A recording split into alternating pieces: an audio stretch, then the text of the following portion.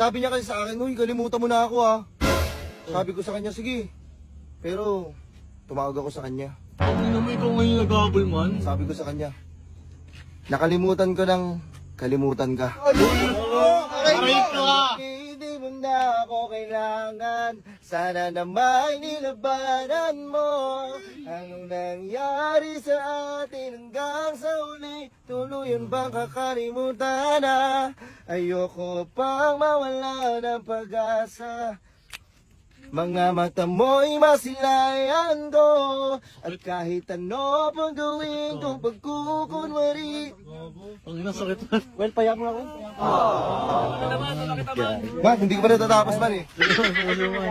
Tuluyan bang nakalimutan ang kalimutan ka?